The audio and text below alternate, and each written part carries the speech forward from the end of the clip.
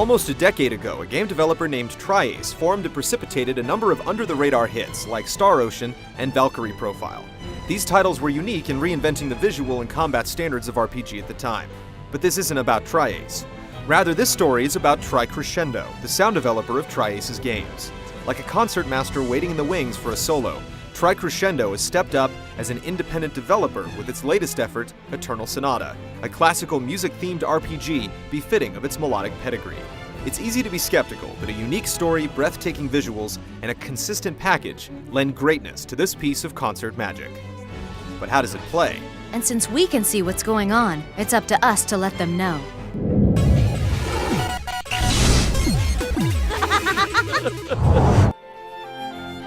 Eternal Sonata follows a fictional retelling of Frédéric Francois Chopin's death. The famed composer is at his deathbed, locked in slumber, mere moments before his passing. But the true action plays behind his stirring thoughts, where a dream world of fanciful environments and people unravel before the player's eyes. It's here that we meet a band of characters including Polka, a terminally ill magic user, Allegretto, a good-natured pickpocket, Beat, his pint-sized photographer sibling, and the Andentinos, a group of freedom fighters led by their dauntless leader, Jazz. Together, their paths intertwine in the struggle against Count Waltz, a diminutive despot laying claim to everything in the land. Nothing can stop me! The synopsis, at first, sounds like the stuff of bedtime stories, but the premise is a host to a honeycomb of themes like mortality, existentialism, and of course love. The bittersweet prose often makes for some long-winded soliloquies and idyllic moments, a slow and deliberate pacing that the game and its plot take throughout the course of the story. The subtle writing is a pleasing diversion, working in tandem with the game's lush visuals and soft piano pieces. But players wanting to keep the beat going can just as easily skip through these slow segments. Pacing aside, the plot's one of the most original in recent years, and like Chopin himself, players are likely to find themselves wondering where his dreams will take them next. No one actually thinks about something as obvious as that in their daily life.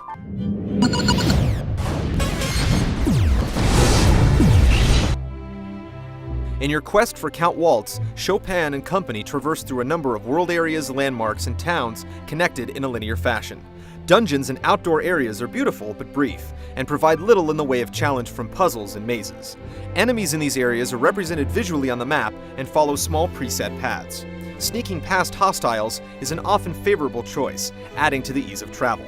Dungeon crawling, exploration, and the challenge derived from them are almost non-existent in this format, working as set pieces to advance plot and house monsters. Well, look at that! Occasionally, you'll come across scattered remnants of Chopin's music, called score pieces, which compose the bass line for the game's predominant side quest.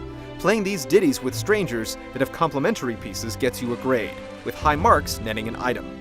Compared to other side quest endeavors in the genre, score piece collecting rubs off as a little insubstantial, though it does give players something to do outside of pressing through areas. While your dungeon running experience may stay relatively constant, your approach to combat will fluctuate over time when the party levels. Gradually, the system mechanics of battle will alter to hinder some aspects, like time and preparation in favor of added features such as chaining special maneuvers. While the overall game plan may never change, the party levels keep players thinking by introducing new ways to approach enemies and variables to play with in battle. A tactic that may have worked earlier on may not be as efficient as something else you come up with to adapt to the recent changes. The 40-hour marketing spin is casually tossed out these days, and with Eternal Sonata, it may very well be true, given you take up all of its side quests and score hunting. Worldly obstacles are often elementary, and grinding is far from mandatory as long as you don't run from every encounter. It's safe to say that the game's difficulty is forgiving, but there is definitely some time to be spent in the twilight of Chopin's mind. But if something cannot be recognized, does it even exist?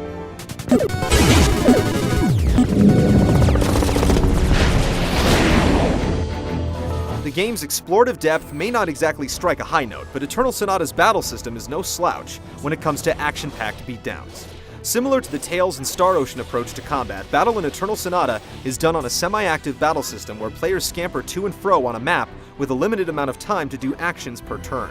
Party levels will gradually change various factors affecting combat, but the options remain the same. With little to no time to sift through menus, items are kept on standby in sets to use quickly in battle. Working through your item belt works well enough, but having to restock it every time your reserves deplete gets repetitive, especially when you go through healing items like candy. Attacking is your bread and butter and comes in two flavors, regular and strong moves. Strong moves can be spammed but eat up a lot of time, while it's far more advantageous to string up regular attacks to build echo points. These points build up the echo meter, where topping combos off with a special move blows the powder keg for a more explosive and damaging finish. Then there's the light and dark mechanic, a pervasive element that affects ally and enemy alike. On the map, there will be light and shadowy areas, and standing in each spot affects your moveset. Adversely, enemies can also take on different forms as they shift in and out of daylight. Lack of sunlight or the sudden morph of an enemy can quickly change the climate of battle if you're not actively controlling it.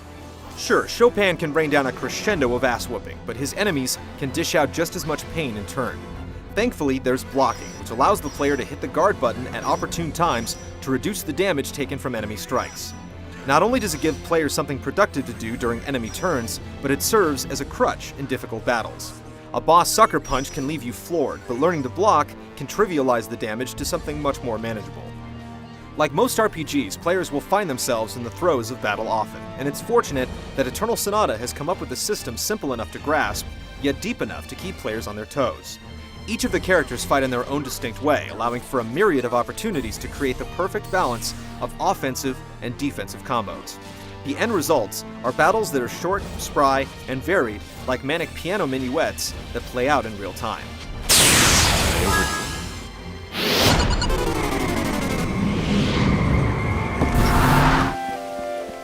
If it isn't clear by now, Eternal Sonata is steeped in orchestral overtones and classical music motifs.